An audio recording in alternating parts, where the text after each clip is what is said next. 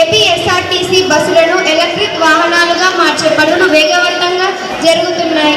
చిన్న మధ్యతరహా పరిశ్రమలకు ప్రోత్సాహకరంగా ఎంఎస్ఎంఈ రంగాన్ని ప్రత్యేక ప్యాకేజీ విడుదల చేయబడింది. మొంత తుఫాను ప్రభావిత ప్రాంతాలలో ప్రభుత్వం సమగ్ర సహాయక చర్యలు చేపట్టింది. పర్యాటక రంగాన్ని అభివృద్ధి చేయడానికి బోట్ హౌస్ టూరిజం కొత్తగా ప్రారంభమవుతుంది. అమరావతి అభివృద్ధి పనులు కూడా వేగవంతంగా సాగుతున్నాయి. విలువల విద్య ప్రోత్సహించడంలో చాగంటి కోటేశ్వరరావు గారి సేవలు విశేషమైనది. ఇందుకు ప్రభుత్వం కృతజ్ఞతలు తెలిపింది. పాఠశాలలో ఏఐ మరియు రోబోటిక్ విద్యా విధానాల రూపకల్పన కూడా ప్రారంభమైంది. ఇది భవిష్యత్తు తరానికి ఎంతో ఉపయోగకరం. ఇవన్నీ మన రాష్ట్ర అభివృద్ధి దిశగా ముందుకు సాగుతోందనే నమ్మకాన్ని మరింత బలపరుస్తున్నాయి. ధన్యవాదాలు.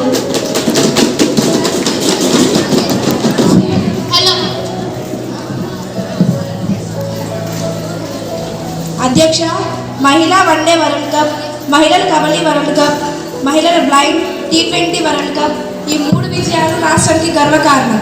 ఈ సభ వీరికి అభినందనలు తెలియజేస్తూ తీర్మానం ఆమోదించాలని కోరుతున్నాను. అధ్యక్ష, మహిళల అభివృద్ధి ప్రతిభ రాష్ట్ర గౌరవం. నేను దీనిని సంపూర్ణంగా మద్దతు ఇస్తున్నాను. అధ్యక్ష, క్రీడా రంగంలో మహిళలు చూపిన ప్రతిభను నేను కూడా అభినందిస్తున్నాను.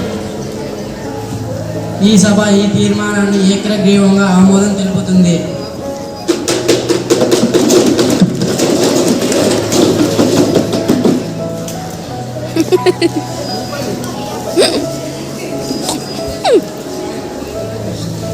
అధ్యక్ష, తేజస్ విమానం ప్రమాదంలో పైలట్ మరణం, కర్నూలు బస్సు ప్రమాదంలో అమాయక ప్రజలు కోల్పోవడం చాలా బాధాకరం. సభ దీనికి సంతాపం ప్రకటించాలని కోరుకుంటున్నాం. అధ్యక్ష, ఈ 2 ఘటనలు విచారకరం. కానీ కర్నూలు రోడ్డు ప్రమాదం బాధితులు మరియు బాధిత కుటుంబాలకు న్యాయం జరగాలి. దీనిపై ప్రభుత్వం నైతిక బాధ్యత వహించాలి.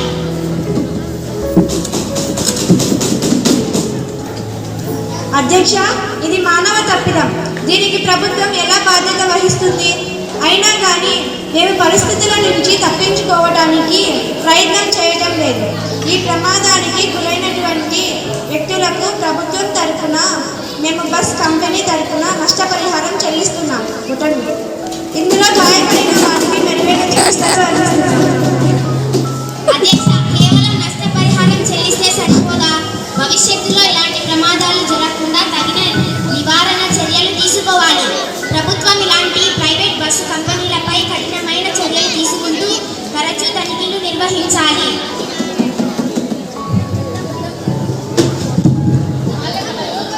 అధ్యక్ష, ప్రతిపక్ష నాయకుడు గారు ఇచ్చినటువంటి సలహాలు ఖచ్చితంగా మేము పాటిస్తాం.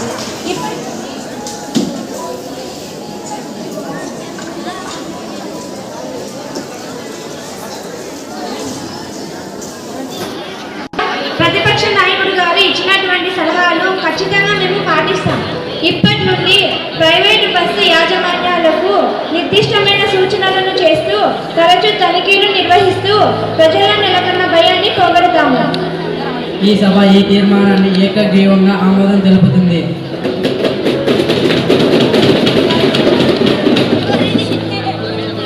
అధ్యక్ష, ఇటీవల విశాఖపట్నంలో జరిగిన సిఐఏ భాగస్వామ్య సదస్సు సూపర్ హిట్ అయింది. కేవలం 3 రోజుల్లోనే 613 ఒప్పందాలు కుదిరాయి. వీటి ద్వారా రాష్ట్రానికి 13.26 లక్షల కోట్ల పెట్టుబడులు రానున్నాయి. దీనివల్ల 16.31 లక్షల మందికి ఉద్యోగావకాశాలు వస్తాయి. పెట్టుబడిదారుల్లో దెబ్బతిన్న విశ్వాసాన్ని పునరుద్ధరించడం వల్లే ఇది సాధ్యమైంది. ఈ ఒప్పందాలన్నీ 3 నెలలలో ఆచరణలోకి తెచ్చేందుకు అన్ని జాగ్రత్తలు తీసుకున్నాం.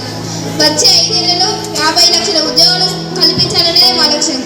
ఈ ఘన విజయానికి సహకరించిన ప్రతి ఒక్కరికి ధన్యవాదాలు. అధ్యక్ష,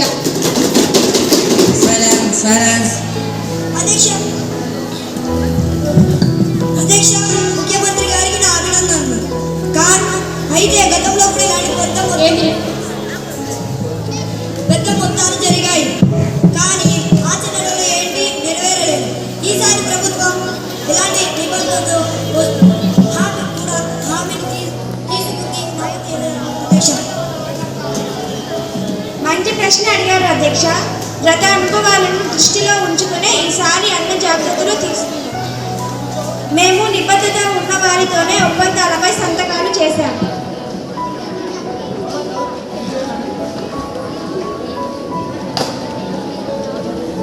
పెట్టుబడిదారులకు ఏ ప్రభుత్వం వచ్చినా ఇబ్బంది ఉన్నదన్న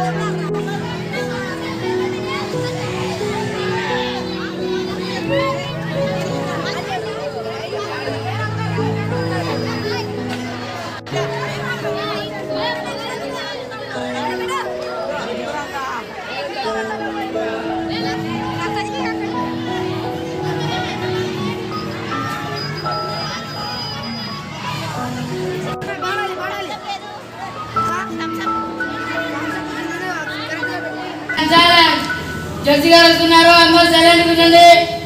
గౌరవనీయ న్యాయమూర్తి గారు విచారణ మొదలు పెడుతున్నారు. అందరూ లేచి నిలబడండి.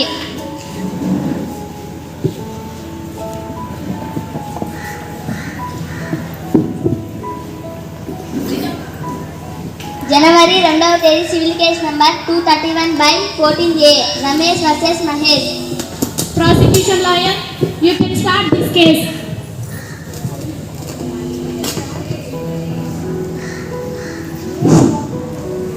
Thank you my lord. ఇది కేవలం భూమి కేసు మాత్రమే కాదు, ఇది రైతు కష్టాల కథ. రమేష్ కుటుంబం ఆ భూమిని తరతరాలుగా సాగు చేస్తుంది. కానీ ఇప్పుడు మహేష్ దొంగ పత్రాలు తయారు చేసి ఆ భూమిని స్వాధీనం చేసుకున్నాడు my lord. Objection my lord. Objection sustained. ఈ భూమి నా క్లయింటే, దానికి సంబంధించిన లీగల్ పత్రాలు ఉన్నాయి, సాక్షులు మా వైపు ఉన్నారు. అయినా విచారణ మొదలు కాకముందే ప్రాసిక్యూషన్ లాయర్ నా క్లయింట్ నిర్దోషిగా చిత్రీకరించడం మంచిది కాదు, your honour. Sorry my lord. Prosecute. Hey, who are you, mister? ఏం చేస్తున్నావు అక్కడ? ఆకలేస్తుంటే తింటున్నా మేడం. హోటల్ అనుకున్నావా, కోర్ట్ అనుకున్నావా, ఇది హోటల్ అనుకున్నావా? ఆకలేస్తుంటే తింటున్నా మేడం. న్యాయ విచారణ జరిగే సమయంలో తింటూ కోర్టును అవమానించిన కారణంగా అతనికి సాధారణంగా 7 రోజులు జైలు శిక్ష విధించండి. మేడం ప్లీజ్ మేడం, ఇంకోసారి చెయ్యండి మేడం. హే కానిస్టేబుల్ కనకయ్య, అతన్ని ఇక్కడ ఇప్పుడు తీసుకువెళ్ళు.